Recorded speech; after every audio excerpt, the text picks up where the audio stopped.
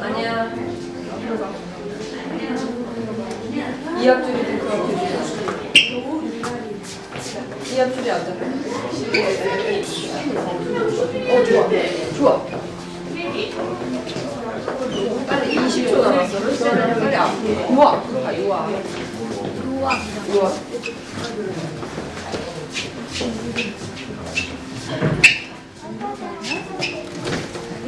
여기 앉아. 엄마는 앞에 앉을게. 시간이 장난하지 마. 떨어져 앉았어. 아빠 여기. 오늘도 건강 예배 자리에 나오신 여러분 주님의 이름으로 축복합니다. 우리 이 시간 마음을 모아 예배로 나아가며 우리 합심 찬양하시겠습니다.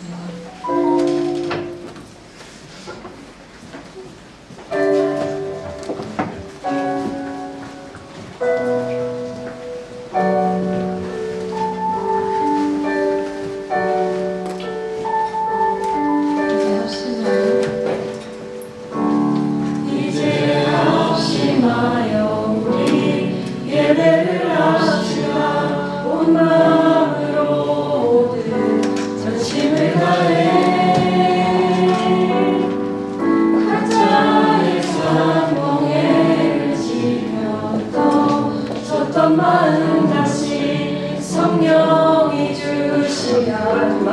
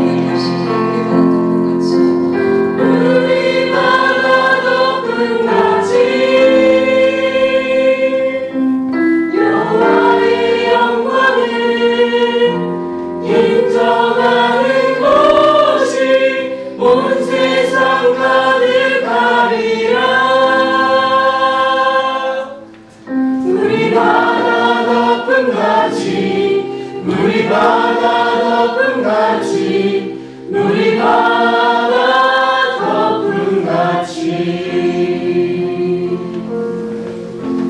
이 시간 함께 기도할 텐데요. 이 시간 기도할 때 어떤 어려움이 있더라도 복음을 전했던 스테반 집사님처럼 주님의 그 영광을 내가 전하며 살겠습니다. 우리 바다를 덮는 것처럼 여호와의 영광이 온 세상에 가득하도록 내가 그 일에 힘쓰겠습니다. 우리 그렇게 고백하며 나아가기 원합니다. 우리 그렇게 고백하시며 함께 기도하시겠습니다.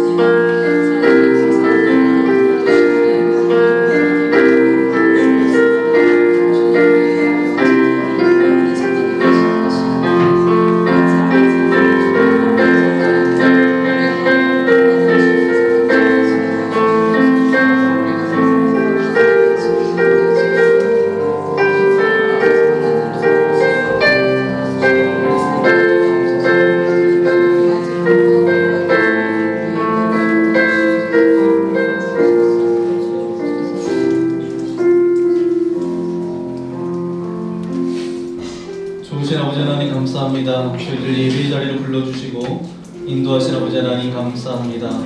오늘도 드려지는 예배가 형식적이고 습관적인 예배가 아니라 전심으로 주님만을 바라보며 주님만을 찬양하며 주님의 이름을 높여드리는 귀한 시간 되실 수 있도록 함께하여 주옵소서. 10월의 마지막 주일입니다. 10월 한 달도 우리와 함께하신 아버지 하나님 감사합니다. 날마다 임마누엘 되신 아버지 하나님께서 우리의 삶을 주장하여 주셔서 우리가 어디로 가든지 무엇을 하든지 아버지 하나님의 영광만을 위해 살아갈 수 있도록 은혜 내리어 주옵소서. 예배를 방해하거나 집중하지 못하게 하는 모든 어둠의 영들을 떠나갈 것이며 성령 하나님께서 우리와 함께하여 주셔서 전심으로 주님을 예배하며 찬양하는 귀한 시간 되어질 수 있도록 우리와 함께하여 주옵소서. 모든 찬양과 예배를 주님께서 홀로 받아주실 것을 믿고 감사를 드리오며 우리를 구원하여 주신 우리 구주 예수님의 이름으로 간절히 기도하옵나이다. 아멘. 우리 전우자 계시면 인사해볼 거예요. 사랑합니다. 사랑합니다. 축복합니다. 잘 좋습니다. 우리 손을 들면서 함께 축복하기 원합니다. 우리 서로를 바라보면서 축복했으면 좋겠습니다. 하나님이 사랑하는 당신의 삶 가운데 가득하기를 축복합니다. 이렇게 축복합니다.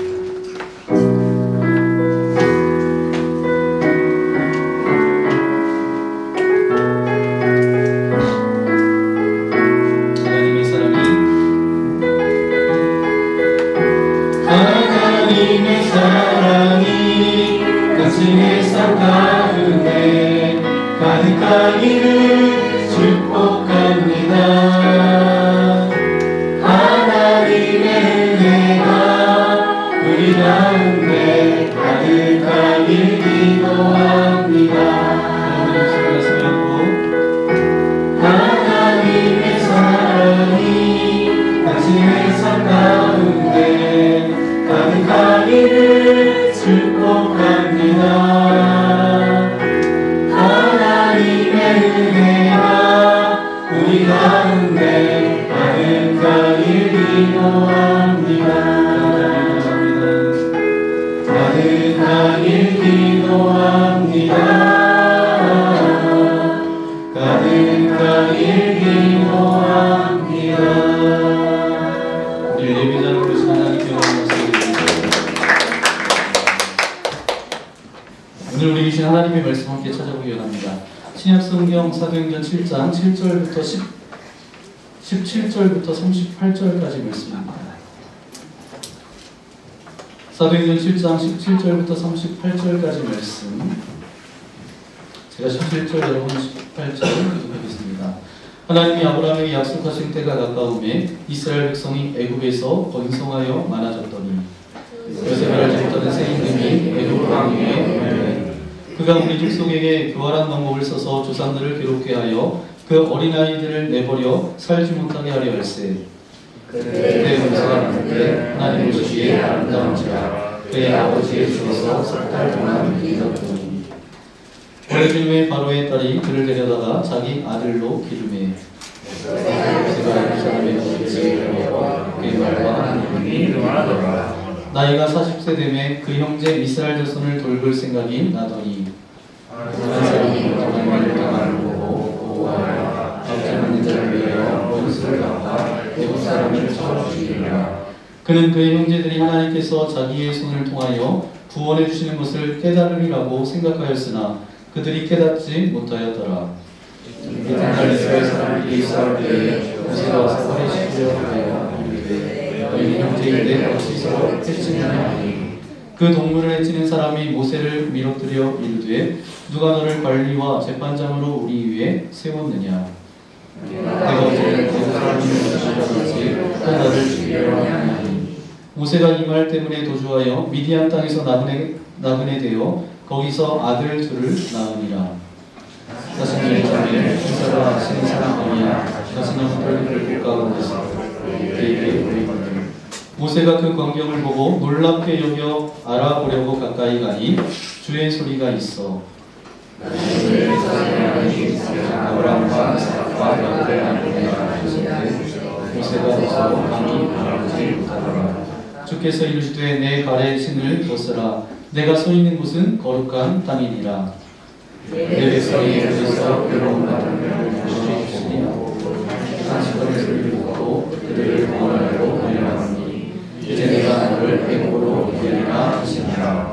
그들의 말이 누가 너를 관리와 재판장으로 세웠느냐 하며 거절하던 그 모세를 하나님은 가시나무 떨기 가운데서 보이던 천사의 손으로 관리와 속량하는 자로서 보내셨으니 이 사람의 백성을 인도하여 나오게 하고 애국과 후대와 광야에서 40년간 기사와 표적을 행하여 되니라.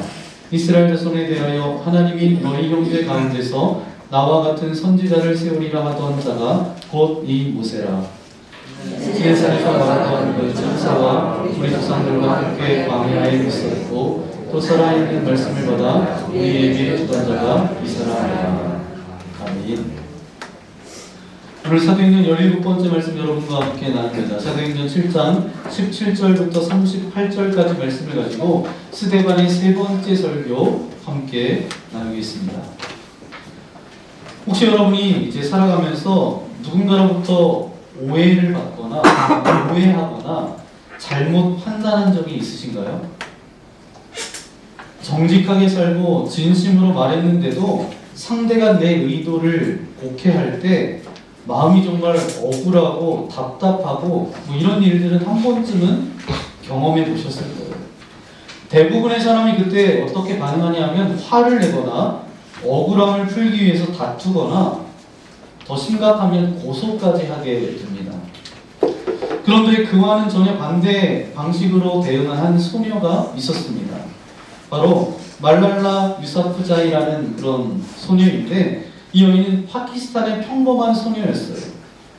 여성의 교육을 받을 권리를 주장했다는 이유로 탈레반의 총격을 받게 됩니다. 하지만 그 총알이 머리를 스쳐서 생사의 갈림길을 지나면서도 그녀는 복수하지 않았어요.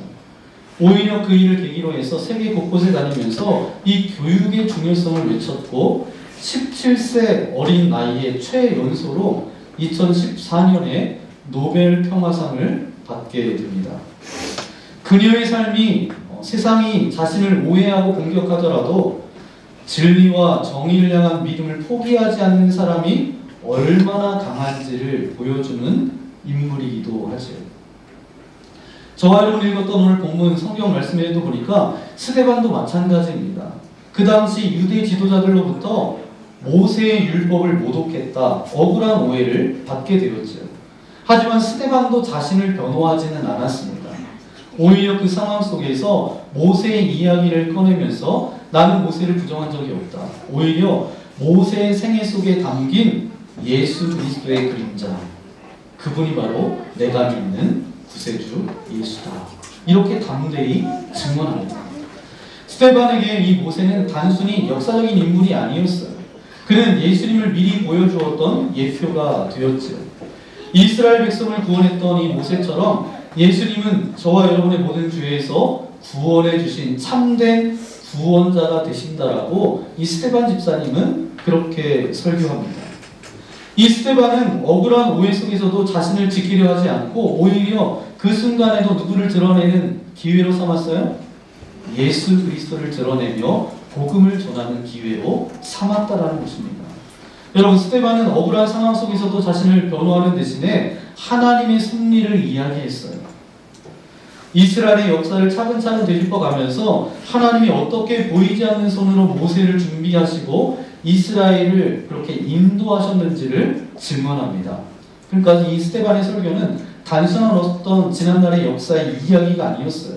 그는 하나님의 섭리가 고난 속에서도 오해받는 상황 속에서도 멈추지 않는다는 사실을 저와 여러분에게 보여주고 있습니다.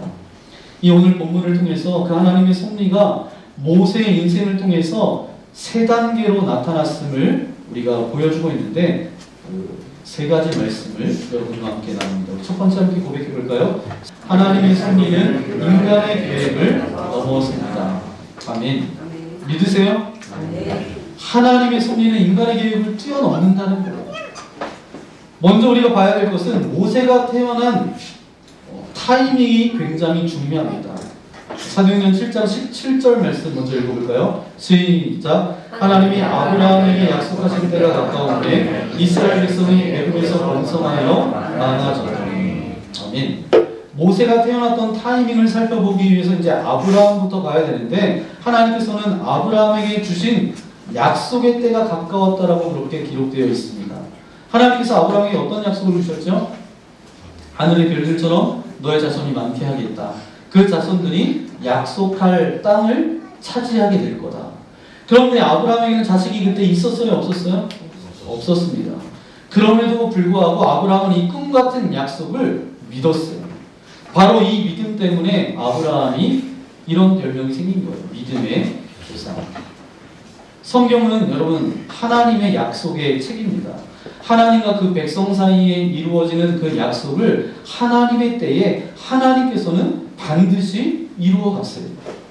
우리의 조급함이나 기다림이 더디다고 해서 하나님은 늦지 않으십니다. 하나님의 때에 하나님께서 가장 완벽하고 가장 좋은 길로 인도해 주시는 줄 믿습니다. 이스라엘 백성들도 처음에는 어땠어요? 애굽에서 번성해서 축복을 누렸습니다. 고센 땅에서 그들이 정착하게 되는데 총리의 가족으로 이제 이민 와서 특별 대우를 받았기 때문에 좋은 집, 좋은 직장, 좋은 혼인을 통해서 급성장하게 이렇게 번성할 수가 있었습니다. 하지만 시간이 지나면서 어떻게 됐어요? 축복처럼 여겨졌던 이 삶의 시작이 점점 눈물과 고통의 시간으로 바뀌어지게 됩니다.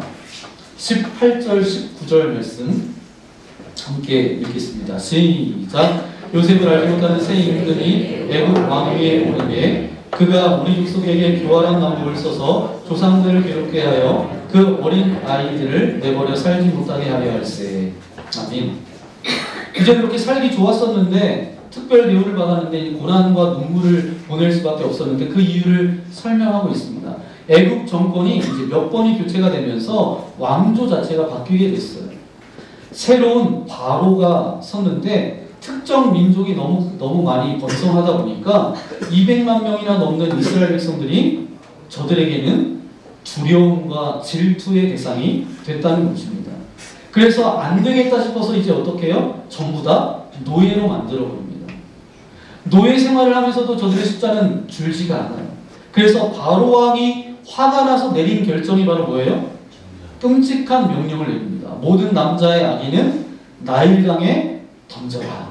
그런 명령까지 내립니다. 이 상황에서 20절 말씀에 보니까 20절 말씀 그때 누가 태어났어요? 그때 모세가 났는데 모세가 태어났습니다. 모세는 절망적인 환경 속에서 태어난 아기였어요. 정상적인 상황이라면 모세도 그때 죽을 수밖에 없었습니다.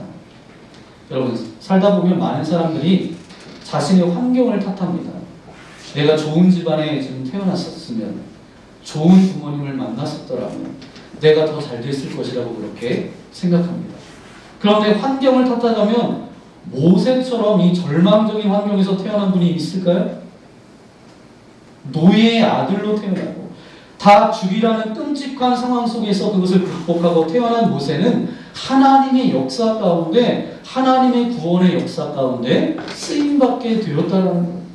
여러분 20절, 21절 말씀 우리 함께 다시 한번 읽겠습니다. 시작. 그때 모세가 나는데 하나님 보시기에 아름다운지라 그의 아버지의 집에서 석 달 동안 길리더니 버려진 후에 바로의 딸들을 데려다가 자기 아들로 기르네. 아멘. 이 모세의 부모님은 어때요? 태어난 아기를 버린 게 아니라 몇 달 동안? 석 달 동안 목숨을 걸고 숨겨서 키웠다라는 거예요.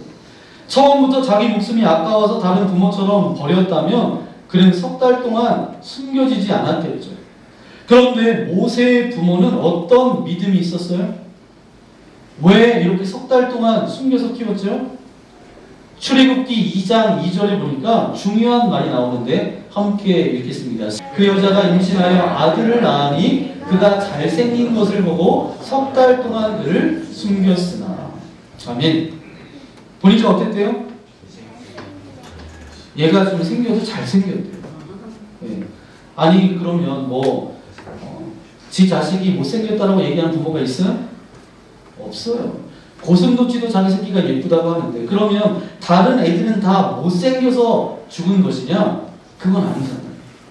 오늘 본문에 보니까 본문 20절을 봐야 그 비밀이 풀립니다. 20절 말씀 함께 읽겠습니다. 그때 모세가 나는데 하나님 보시기에 아름다운지라 그의 아버지 집에서 석 달 동안 길리더니. 20절에 뭐라고 말씀하고 있어요? 하나님 보시기에 아름다운지라.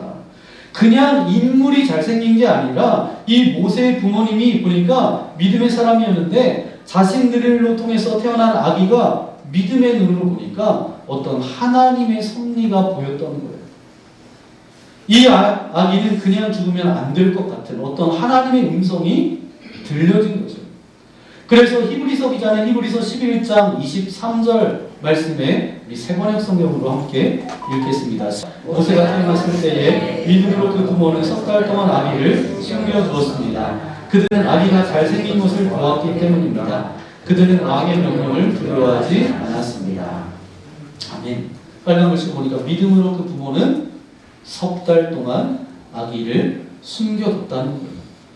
모세의 부모는 믿음으로 그때부터 목숨을 걸고 석 달 동안 숨겨서 그 아기를 키웁니다. 석 달 동안은 어떤 시간들을 보냈을까요?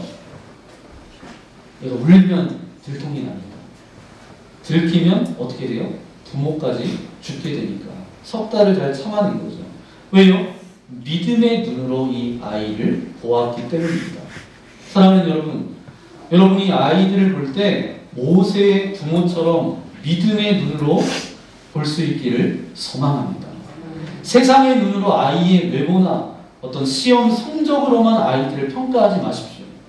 믿음의 눈으로 이 아이를 보면 이 아이를 향한 하나님의 놀라운 섭리가 보이기 시작할 거예요.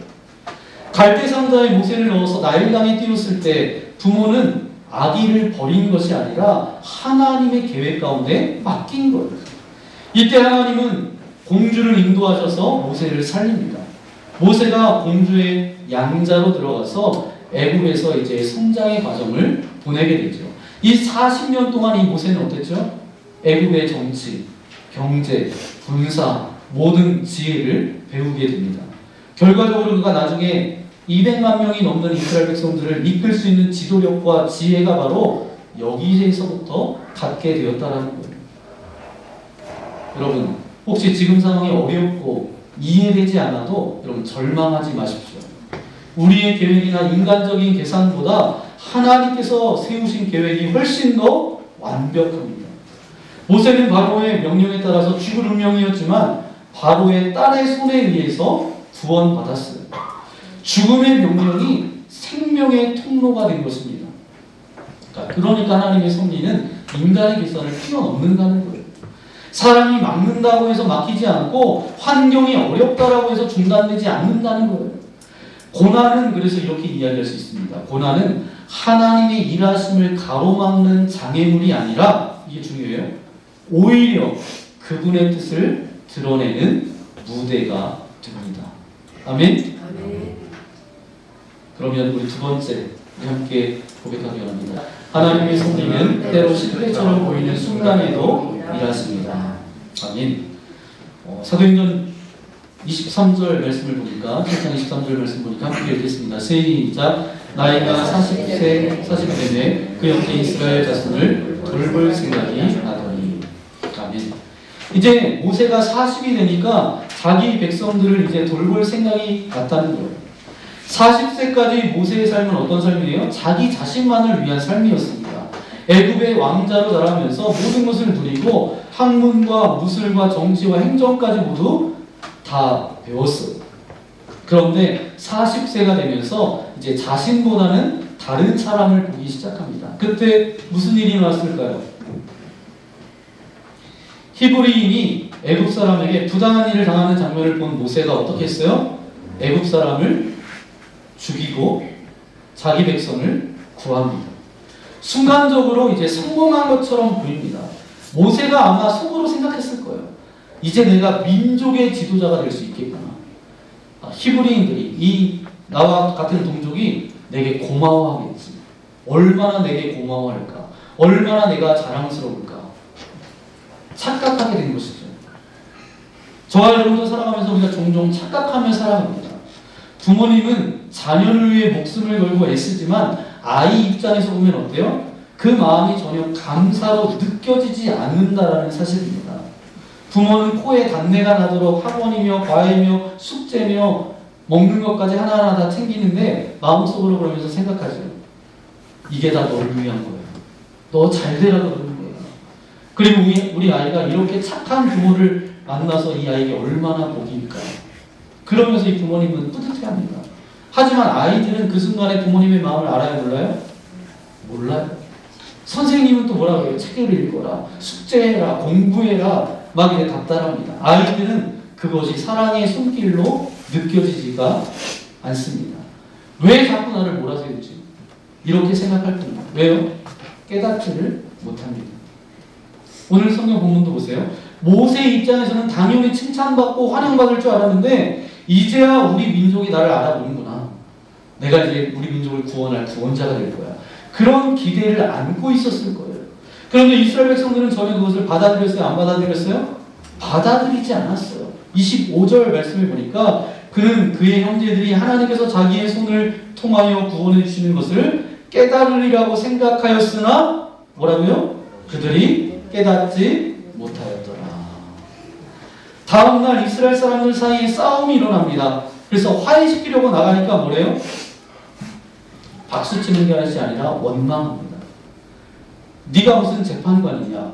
어제 사람을 죽이더니 그렇게 말하는 거예요. 그런 반응을 보입니다. 그 말은 무슨 뜻이에요? 사람들은 모세가 같은 피를 가진 사람이라는 사실을 알고 있었다라는 거예요. 저 녀석이 왕궁에서 먹고 자란 놈이 이제 우리는 고생하면서 지냈는데 이제 와서 우리를 구하겠다고 이렇게 생각하는 거죠. 그런 분노와 어떤 배신감이 있었던 거죠. 결국 모세는 신분도 드러나고 살인죄도 탄로가 나서 이제 도망자가 되고 맙니다. 여러분 그날 모세 앞에 닥친 현실이 얼마나 냉혹했겠습니까? 사람들은 모세에게 뭐라고 이야기해요? 우리가 왜 당신의 리더십을 따라가야 되냐? 그렇게 달려듭니다. 그는 가슴이 찢어지고 그 자존심과 자신감은 산산조각이 났겠죠. 애굽에서 존경받고 강력했던 왕의 위치가 순식간에 무너져 버립니다. 그런데 모세가 혈기로 할 수 있었던 것은 바로 뭐밖에 없었어요? 고작 한 사람을 구하는 것밖에 못했어요. 그리고 자기의 목숨조차도 지킬 수 없었죠. 이것을 통해서 우리가 배워야 될 중요한 진리가 이곳에 있습니다. 하나님이 주신 사명이 아무리 분명하다라고 해도 그것이 하나님의 때와 하나님의 방법으로 이루어져야 한다는 것입니다. 우리의 시간과 힘으로는 한 사람의 마음조차 얻기가 어려워요. 이것이 바로 진정한 영적 리더십의 본질입니다. 모세는 이 사실을 너무 아프게 배웠어요. 29절 말씀 볼까요? 29절입니다. 모세가 이 말 때문에 도주하여 미디안 땅에서 나그네 되어 거기서 아들 둘을 낳으니라. 아멘. 이제 이가 미디안 땅으로 도망갑니다. 이름도 없는 여인과 결혼하고 아들 둘을 낳습니다. 40세 모세의 인생은 절정이었죠. 몸도 마음도 지성도 용모도 모든 면에서 준비되고 완벽한 왕자였습니다. 만약 이때 하나님께서 저를 부르셨다라고 한다면 모세가 자랑스러워서 이렇게 말했을 거예요. 하나님, 저보다 준비된 사람이 어디 있겠어요? 그때 하나님께서는 모세를 부르지 않으셨어요. 그런데 40세 인생의 절정에 있었던 모세에게 하나님은 광야와 인내의 시간을 허락하셨습니다.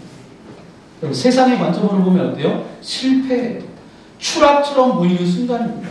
하지만 이 광야의 40년은 모세를 진정한 하나님의 리더로 준비시키는 시간이었습니다.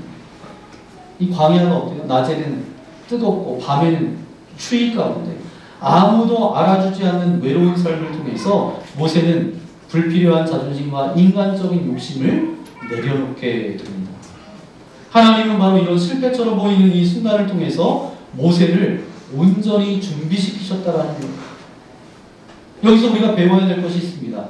이 광야의 시간은 모든 쓸데없는 자존심과 교만이 부서지고 하나님과 더욱더 친밀해지는 시간입니다.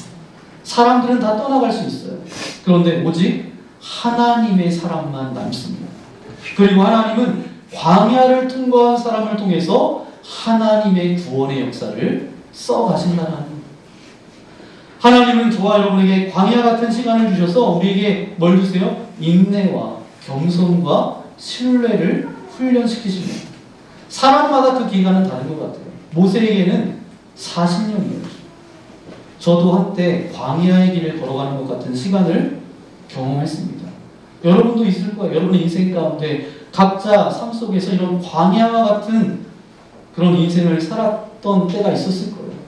아니면 혹시 지금이 광야와 같은 시간을 보내고 계신 분도 계실지 모르겠습니다.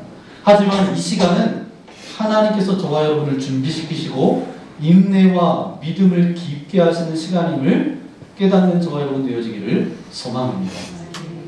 그럼 마지막 세 번째로 함께 고백하겠습니다. 하나님의 섭리는 결국 구원의 길로 이어집니다. 아멘. 그런데 아무 의미 없이 그렇게 시간이 흐르는 것 같지만 놀랍게도 그 시간이 하나님의 시간표 안에 있는 시간임을 스데반 집사님은 밝히고 있습니다. 사도행전 7장으로 다시 한번 돌아와 볼까요? 30절 말씀해 보니까 40년이 참에 천사가 시내산 광야 가시나무 떨기 불꽃 가운데서 그에게 보이거늘. 40년이 차니까 이제 놀라운 얘기죠. 40년이 찼다고 하는 것은 무슨 말씀이에요? 하나님께서 정하신 시간이라는 거죠. 하나님이 모세의 행로를 40년간 주목하고 감찰하고 계셨어요. 하나님께서 정하신 시간이 찰 때까지 기다리고 계셨던 것입니다. 여러분, 대학교에 입학하는 거는 다 똑같이 할 수 있어요. 그런데 졸업은 어때요? 사람마다 달라요. 이와 마찬가지입니다. 그럼 남아프리카 공화국 초대 흑인 대통령이 있는데 넬슨 만델라라는 사람입니다. 무려 27년 동안 감옥에 갇혀 있었어요. 왜냐하면 인종차별과 맞서 싸우다가 가족과 동료 이 자유를 빼앗기고 철창 안에서 긴 세월을 보내게 됩니다. 그의 인생을 보면 왜 이렇게 하나님께서 침묵하셨을까? 그런 싶은 순간도 굉장히 많았을 거예요. 하지만 이 만델라가 그 시간 속에서 이런 고백을 합니다. 고난의 시간은 내 영혼을 단련시키는 하나님의 학교였다. 그는 원망 대신에 인내하며 자신을 준비했어요. 그가 풀려났을 때는 나이가 몇 살이었냐면 70이 넘었습니다. 그런데 그때 하나님은 그를 사용하셨어요. 억눌린 민족을 치유하고 분노 대신 화해의 길을 제시하는 그런 지도자로 그렇게 쓰임 받았다는 것입니다.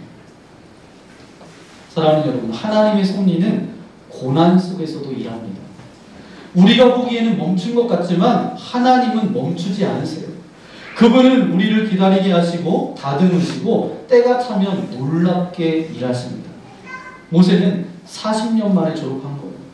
이제 80세가 된 모세는 인생에서 은퇴를 생각할 나이에 하나님께서 그를 찾아오셨다라는 거예요. 글을 찾아오시면 출애굽기 3장 2절입니다. 함께 읽겠습니다. 여호와의 사자가 떨기나무 가운데로부터 나오는 불꽃 안에서 그에게 나타나시니라. 그가 보니 떨기나무에 불이 붙었으나 그 떨기나무가 사라지지 아니하는지라. 아멘. 하나님께서 불타는 떨기나무 가운데서 모세를 부르십니다. 이 굉장히 놀랍고 의미가 있어요. 여러분, 하나님의 불꽃이 어디에 임하느냐? 값비싸고 귀한 백향목 나무 위에 임하지 않았어요. 광야에서 흔히 볼 수 있는 떨기나무 위에 임했다라는 놀라운 사실입니다. 여러분, 이게 바로 모세의 인생입니다. 모세가 자기가 보기에 값비싼 백향목 같은 그런 인생이었는데 하나님께서는 그 위에 임하지 않으셨어요. 그러니까 40년 동안 낮아져서 내 인생이 정말 광야의 떨기나무 같은 인생이구나 그런 생각이 들 것 같은 그 가운데 그 위에 하나님의 불이 임했다라는 거예요. 더 은혜가 되는 것은 바로 뭐예요? 떨기나무에 붙은 하나님의 불입니다. 다함이 없고 소진됨이 없고 사그러들지 않는 불입니다. 이게 의미가 있습니다. 모세가 젊었을 때는 그 가슴에 민족을 구원하겠다는 그런 열정의 불꽃이 활활 타오르고 있었어요. 그런데 40년이 지난 지금은 어때요? 모세의 가슴에 붙었던 그 불은 사라졌어요. 하나님이 가라고 하는데 이제는 못 간다라는 거예요. 그런데 바로 그 시점에 모세의 열정의 불이 소진되고 사라지는 그 시점에 하나님께서 사그러들지 않는 불로 만나주십니다. 이게 어떤 의미 있는 줄 아세요? 우리 속에 타오르는 열정의 불꽃은 사그러들어요. 그런데 하나님께서 주신 불꽃만은 사그러들지 않아요. 그럼 여러분에게 질문해 보세요. 스스로. 나는 불꽃으로 사역하고 있는가?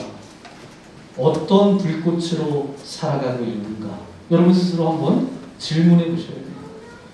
우리 안에 열정의 불꽃이 타오르는 것은 귀한 일입니다. 그러나 열정의 그 불꽃으로 하나님의 일을 절대로 감당하지 못해요. 왜요? 그 불은 식어져버려요. 사그러들어요.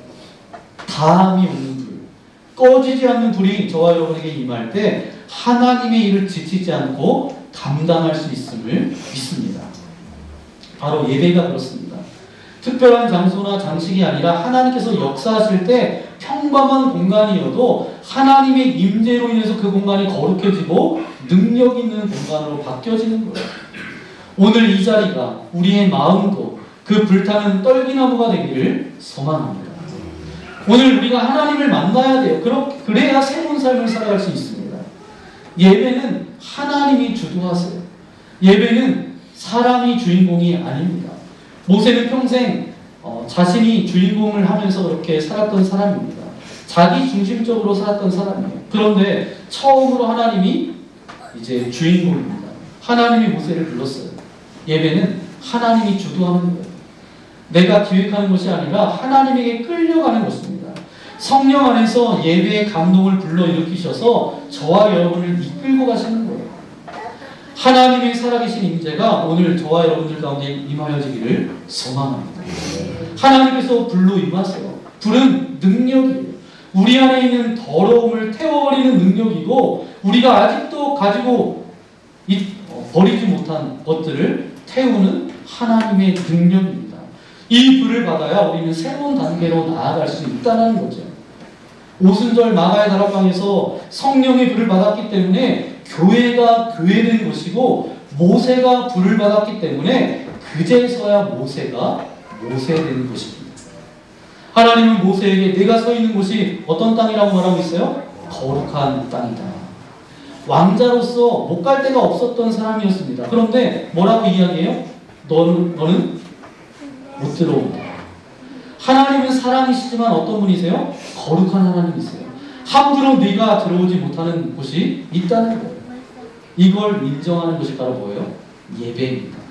하나님께서 모세에게 신발을 벗으라고 명령하십니다. 어떤 분은 이걸 보면서 하나님께서 굉장히 한국적이시네. 우리가 집에 들어갈 때 뭘 벗고 들어가요? 신발을 벗고 들어가요. 그럼 여러분 미국 가면 어때요? 신발을 신고 들어가요. 그런데 그런 얘기를 하는 게 아니라 옛사람을 벗으라는 거예요. 너의 죄를 털어라. 더러운 자는 내게 올 수 없다. 하나님은 우리 속에 불을 통과하면서 거룩을 주기를 원하시고 회개를 주기 원하시고 내 속에 아직 남아있는 미움, 억울함, 과거의 상처, 욕심을 다 털어버리기를 원하시고 오늘 하나님의 불을 통해서 저와 여러분의 옛사람의 그런 잔재와 아직 회개하지 않은 모든 죄들이 다 없어지기를 소망합니다. 사람들은 그렇게 이야기합니다. 우리 하나님이 빨리 축복 주시기를 원하는데 그 전에 선행될 것이 있습니다. 바로 회개와 정결입니다. 옛사람을 버리는 거예요. 신발을 벗으라는 것은 약해지는 것입니다. 이 광야가 얼마나 뜨거워요. 뱀이 나오는 이 광야에서 맨발이 된다는 것은 그때부터는 뭐예요? 무방비 상태가 되는 것입니다. 여러분, 예배는 하나님 앞에 무방비 상태가 되는 거예요. 있는 모습 그대로 가지고 나오는 거예요. 목에 힘을 빼고 계급장을 빼고 팔짱을 풀고 다리를 내리고 하나님 앞에 겸손히 엎드리는 거예요. 그때 하나님께서 저와 여러분을 다시 일으켜 세워주실 줄 믿습니다. 그리고 그때 하나님 아버지의 마음을 알게 해주세요. 34절 말씀 읽어볼까요? 34절입니다. 내 백성이 애굽에서 괴로움 받음을 내가 확실히 보고 그 탄식하는 소리를 듣고 그들을 구원하려고 내려왔으니 이제 내가 너를 애굽으로 보내리라 하시니라. 아멘. 하나님께서 모세가 백성들을 사랑하는 하나님의 마음을 알기를 원하셨어요. 옛날에 모세는 어땠어요? 혈기가 있었어요. 하나님의 일은 보였지만 하나님의 마음이 없었어요. 빨리 하나님의 일을 해야지. 그런데 하나님의 일이 보이고 하나님의 마음을 품지 못하는 사람은 조급합니다. 거칠어요. 하나님의 일을 한다는 명목으로 주변 사람들에게 상처를 줍니다. 그러나 광야에서 하나님이 그걸 고치셨어요. 인간적 리더십의 눈으로 보면 어때요? 사람들을 야단치고 고쳐야 되지만 하나님의 마음으로 보면 어때요? 용서하고 품어야 될 자녀들입니다. 이 하나님의 마음을 품어야 저와 여러분이 진짜 하나님의 사명을 감당할 수 있게 됩니다. 그 마음을 품는 순간 나는 진정한 그리스도인이 되는 거예요. 나는 진정한 영적 리더가 되는 것입니다. 하나님께서 저와 여러분에게 하나님 마음 갖기를 원하십니다. 모세에게 그걸 가르쳐 준 거예요. 그리고 모세에게 그런 리더십을 주셨어요. 34절 하반절에 보니까 이제 내가 너를 애굽으로 보내리라 하십니다. 여러분, 말은 간단하지만 보내진 다음에 모세는 어때요? 고생을 너무 많이 합니다. 바로한테 나가서 죽을 뻔하죠. 간신히 기적적으로 10가지 재앙으로 그렇게 나오다가 나중에 기마병에 의해서 쫓겨서 홍해 앞까지 그렇게 쫓기게 됩니다. 그리고 광야 40년 동안 얼마나 많은 백성들이 모세에게 불평하며 원망하며 그렇게 나왔는지 몰라요. 얼마나 힘들었을까요? 그 많은 고생을 하나님은 하나도 얘기 안 해주고 아주 쉽게 말씀해 주셨어요. 내가 너를 이끌어낼 거야. 너를 통해서 이 일들을 할 거야. 저도 지난 20년 전에 하나님께서 저에게 첫 소명을 주실 때 그냥 그런 마음을 주셨어요. 하나님의 그 사명과 일 가운데 내가 너를 불렀다. 내가 너를 인도하겠다. 그렇게 말씀하셨거든요. 그런데 나와보니까 어때요? 이 목회가 쉽지 않습니다. 아니 직장에 그런 것도 좀 얘기를 해주셨어야 되는데 그런데 하나님께는 그게 뭐 얼마나 힘드느냐가 중요한 것 같지 않아요. 하나님이 나를 부르셨는가 안 부르셨는가가 그게 중요한 거예요. 하나님이 부르셨을 때 모세는 아무 힘도 없는 늙은이였습니다. 출애굽기 4장 2절 말씀 볼까요? 함께 읽겠습니다. 여호와께서 그에게 이르시되 내 손에 있는 것이 무엇이냐? 그가 이르되 지팡이이니이다. 아멘. 하나님은 모세에게 말씀하시기를 내 손에 든 것이 뭐냐? 모세가 지팡이를 보여드립니다. 여러분, 이 모세의 지팡이에 대해서 저와 여러분이 오해하는 것이 있습니다. 예전에 10개라는 영화에 보니까 이집트 왕자 이런 애니메이션에 가도 이 모세가 들고 있는 지팡이가 어때요? 폼 나잖아요. 이렇게 커가지고 이제 폼이 나잖아요. 이렇게 딱 들고 있으면 한 번 휘두르면 뭔가 어떤 하나님의 능력이 나타날 것 같고. 그런데 이제 뭐 거의 이제 영화에 나오는 거 2m 되는 지팡이인데 실제로 터키 박물관에 보관되어 있는 모세가 그 당시에 가지고 있었던 그 당시 중동의 양치기들이 했던 지팡이는 1m도 채 안 됩니다. 그러니까 2m짜리는 그냥 뭔가 위험이 있고 뭔가 능력이 있는 지팡이처럼 그렇게 보이는데 광야에는 1m도 안 되는 그런 갸냘픈 나무밖에 없다는 거예요. 그러니까 지팡이를 그거밖에 못 만드는 거예요. 그러니까 홍해 앞에서 이제 모세가 지팡이를 들었다라고 해서 여러분 생각해 보세요. 1m도 안 되는 나무를 홍해에서 들었어요. 폼이 나겠어요? 안 그랬을 거예요. 그러니까 영화에 그렇게 나왔겠죠. 바로 앞에서 쫙 펴면서 하나님이 이스라엘 백성들을 인도할 것이다. 뭐 이렇게 얘기했는데 애국 사람들은 얼마나 기가 찼겠어요. 모세도 기가 찼을 거예요. 이렇게 지팡이를 가져갔을 때. 그런데 그 지팡이처럼 볼품없고 한심한 모습이 바로 80된 모세의 모습이에요. 그런데 하나님께서 이제 와서 내가 지팡이에 기름을 부을 것이다. 나약한 80대 된 이 노인 너에게 기름을 부을 것이다. 사람들이 누가 저 사람을 우리 재판관으로 세웠느냐 대들었던 그때를 기억해보면 아무도 대들지 못하시죠. 그런데 오늘 말씀해 보니까 내가 너를 기름 부을 것이다. 내가 이 지팡이와 함께 사용할 것이다. 그때 이 지팡이는 애국 왕의 검보다 더 큰 능력을 발휘하게 됩니다. 황폐한 광야에서 너를 취해서 너의 약함도 너의 눈물도 이제부터는 내가 강함으로 바꾸어 줄 것이다. 실제로 그렇게 하셨어요. 출애굽기 3장 12절 말씀을 볼까요? 하나님이 이르시되 내가 반드시 너와 함께 있으리라. 여러분 가슴 속에서도 이 말씀이 각인되어지기를 소망합니다.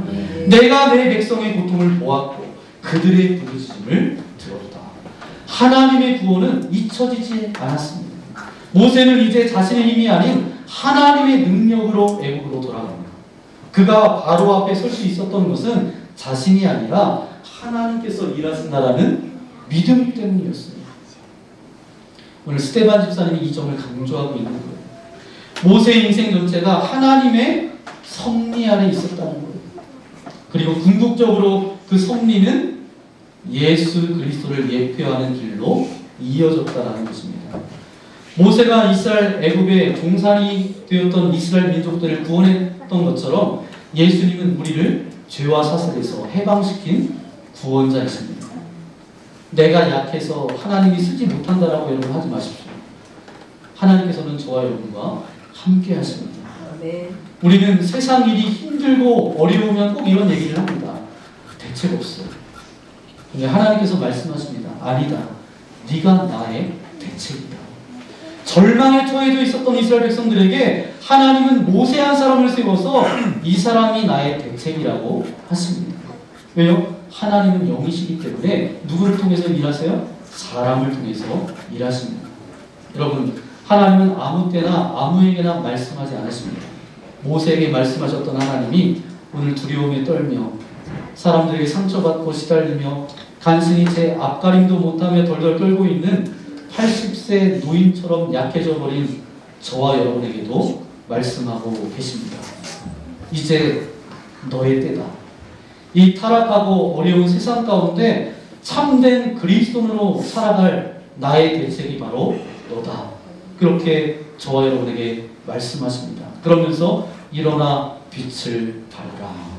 오늘도 이 음성을 듣고 모세가 정말 모세되어 사람의 귀한 사명을 감당했던 것처럼 여러분도 참된 그리스도로 여러분의 가정에서 삶의 자리에서 학교에서 만나는 사람들에게 모세처럼 쓰임받는 저와 여러분 되어지기를 예수님의 이름으로 간절히 축원합니다. 함께 기도하겠습니다. 주님 감사합니다. 오늘도 주님 앞에 나와 주의 말씀을 듣게 하신 아버지 하나님 감사합니다. 주님 교만함을 꺾으시고 우리의 상처와 아픔을 통해서 우리를 단련시키시며 불순물을 빼시고 겸손과 하나님의 은혜를 우리에게 부어주시는 아버지 하나님이신 줄 믿습니다. 그 광야를 체험하지만 그 광야의 길을 통해서 하나님께서는 준비하시고 예비하셔서 우리를 하나님의 구원의 역사 가운데 아름답게 사용하여 주시는 줄 믿습니다. 모세가 그렇게 쓰임받았던 것처럼 우리도 그렇게 쓰임받는 주님의 거룩한 자녀들 되어지게 하여 주시고 하나님의 때에 하나님의 시간에 하나님의 방법으로 아름답게 사용되어지는 복된 인생 되어질 수 있도록 함께하여 주옵소서. 그런 고백을 담아서 오늘 말씀을 생각하면서 이 시간 결단의 기도 드리기 원합니다. 기도하겠습니다. 거룩하신 아버지 하나님 감사합니다. 우리를 사랑하여 주셔서 오늘 주님 앞에 나와 예배할 수 있도록 인도하여 주신 아버지 하나님 감사합니다. 스테반 집사님의 설교를 통하여서 그가 어려운 상황 가운데 주님을 당할 수도 있는 그런 상황 가운데서 담대하게 하나님의 말씀을 선포했던 것처럼 우리 그런 담대함을 허락하여 주옵소서. 아버지 하나님, 모세는 상처를 받고 그의 인생을 바라보면 어려움이었습니다. 아픔이었습니다. 하지만 그것을 통해서 그를 단단하게 만들고 겸손하게 만들고 그의 인내를 통하여서 하나님의 귀한 사역을 감당하는 지도자로 그렇게 세워주셨던 것처럼 우리 인생 가운데 광야의 시간들을 보내고 있으니까 그 시간들을 통해서 단단해지게 하여 주시고 하나님의 시간, 하나님의 때에 아름답게 쓰임받는 주님의 거룩한 자녀를 드릴 수 있도록 함께하여 주옵소서. 모세처럼 쓰임받기를 소망합니다. 그 모든 말씀 우리 구주 예수님의 이름으로 간절히 기도하옵나이다. 오늘 말씀을 생각하면서 이 시간 함께 결단의 찬양 드리기 바랍니다. 주님의 시간에 주님의 때에 주님의 뜻이 나로 하여금 아름답게 이루어지기를 소망합니다. 나로 인하여서 주님의 뜻이 이루어져서 뜻이 이루어지는 그곳이 아름다워지기를 소망합니다. 그런 마음을 담아서 이 시간 결단의 찬양 드리기 바랍니다.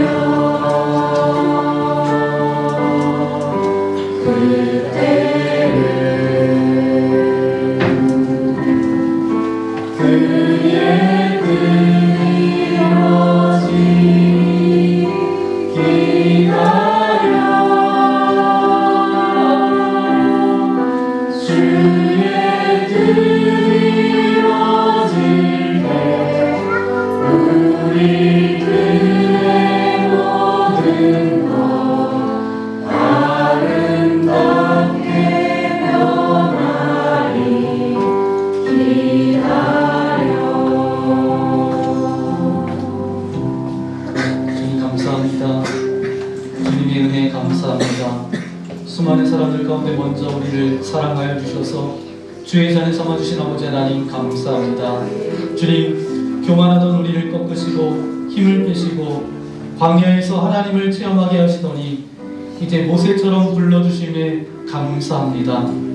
이곳에 있는 하나님의 존귀한 아들, 딸들 한 사람도 남김없이 주님의 손에 겸손히 옛사람이 부서지고 주님만 의지하는 새 사람으로 일어나게 하여 주옵소서. 그래서 이 시대를 깨우는 하나님의 종이 되게 하여 주옵소서. 하나님의 일꾼 되게 하여 주옵소서. 많은 사람들을 구원해내는 주님의 존귀한 아들, 딸들 되어줄 수 있도록 함께하여 주옵소서. 모세가 광야의 시간을 통하여서 하나님 앞에 하나님의 시간에 하나님의 뜻대로 쓰임받았던 것처럼 우리도 하나님의 시간에 하나님의 뜻 가운데 쓰임받는 인생 되어지기를 소망합니다.